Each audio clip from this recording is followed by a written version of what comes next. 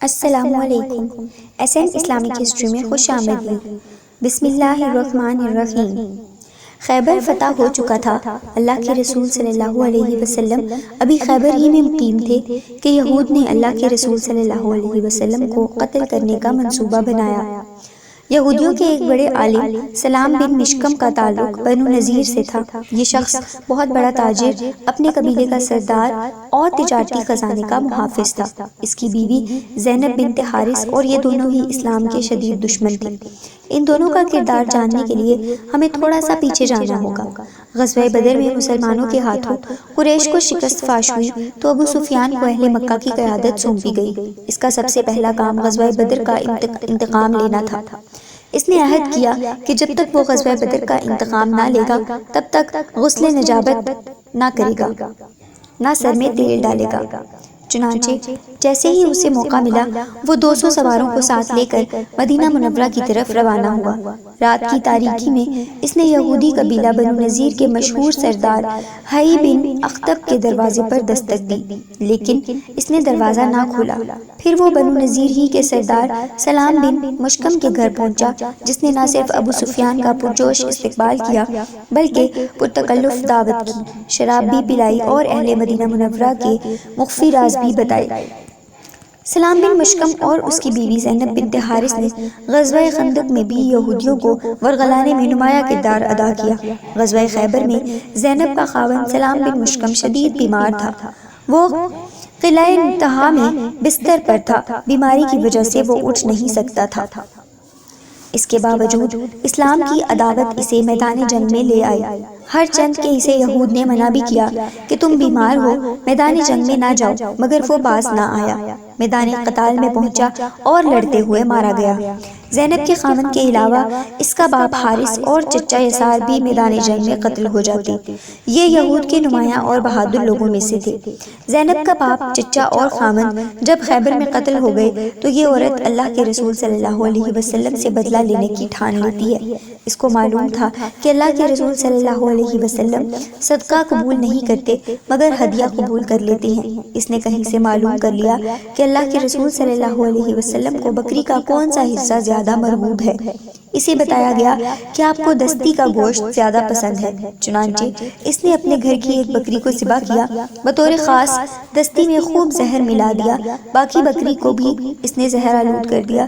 اس نے زہر کے لیے یہود سے مشورہ کیا تھا کہ کون سا زیادہ سریع الاثر ہوتا ہے، چنانچہ ان کے مشورے کی روشنی میں اس نے زہر آلود بکری کو بھونا۔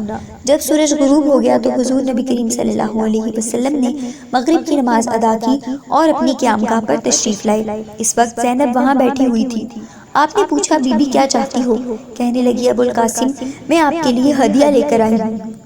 اللہ کے رسول صلی اللہ علیہ وسلم ہدیہ قبول کر لیتے تھے۔ آپ صلی اللہ علیہ وسلم نے اشارہ کیا اور اس سے ہدیہ وصول کر لیا گیا۔ زہر آلود بکری کو آپ کے سامنے رکھا گیا۔ آپ نے وہاں موجود صحابہ کرام رضی اللہ عنہ سے بھی فرمایا کہ قریب ہو جاؤ، عشاء کا کھانا کھاتی ہیں۔ کھانا شروع ہوا۔ اللہ کے رسول صلی اللہ علیہ وسلم نے دستی کے گوشت کو اپنے ہاتھوں میں لیا اور اس میں سے کچھ کھا لیا۔ آپ کے ساتھ حضرت بشر بن برا رضی اللہ تعالی عنہ بھی کھانے میں شریک تھے۔ انہوں نے لقمہ اٹھا کر کھا لیا۔ رسول صلی اللہ علیہ وسلم نے جو کچھ منہ میں تھا اسے فوراً اگل دیا۔ آپ صلی اللہ علیہ وسلم نے ارشاد فرمایا، اپنے ہاتھ اٹھا لو، یہ دستی مجھے بتا رہی ہے کہ وہ زہر آلود ہے۔ یہ جرم کا کوئی معمولی جرم نہیں تھا، اس کے لیے پورے کنبے قبیلے کو گرفتار نہیں کیا گیا، صرف اس کی ذمہ دار خاتون زینب کو نبی کریم صلی اللہ علیہ وسلم کی خدمت میں پیش کیا۔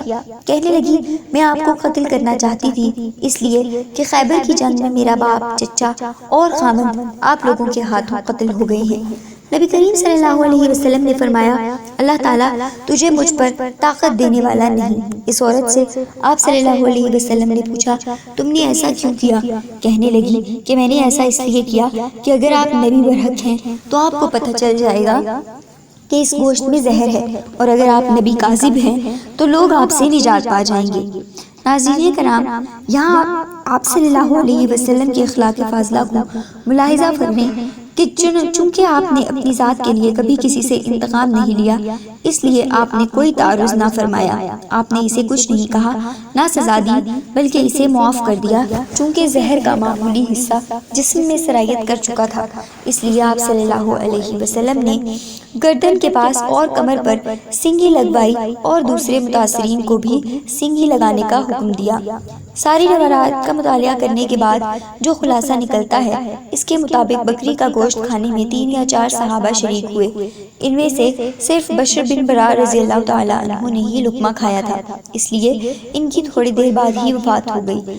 اللہ کے رسول صلی اللہ علیہ وسلم نے ہاتھ روک لیا تھا، وہ زہر انتہائی مہلک تھا۔ اللہ کے رسول بھی رفیق اعلیٰ کے پاس جانے تک اس زہر کی تکلیف محسوس فرماتے رہے۔ امام بخاری اپنی صحیح میں روایت لائے ہیں کہ آپ صلی اللہ علیہ وسلم مرض الوفات میں فرما رہے تھے، عائشہ، میں نے جو کھانا خیبر میں کھایا تھا، اس کی تکلیف برابر محسوس کرتا رہا ہوں۔ اس وقت بھی مجھے ایسا محسوس ہو رہا ہے جیسے اس زہر کی وجہ سے میری شاہ رگ کٹ رہی ہو۔ جہاں تک زینب بنت حارث کا تعلق ہے تو روایات کے مطابق اس کو اللہ کے رسول صلی اللہ علیہ وسلم نے معاف کر دیا تھا، مگر جب بشر بن برا رضی اللہ تعالیٰ عنہ اس زہر کے اثر سے وفات پا گئے تو اس عورت کو حضرت بشر رضی اللہ تعالیٰ عنہ کے ورثاء کے حوالے کر دیا گیا، جنہوں نے اسے قصاص میں قتل کر دیا۔ ناظرین، اگر آپ کو ہماری یہ ویڈیو پسند آئی ہو تو ہماری ویڈیو کو لائک کریں اور ہمارے چینل کو سبسکرائب کر دیں۔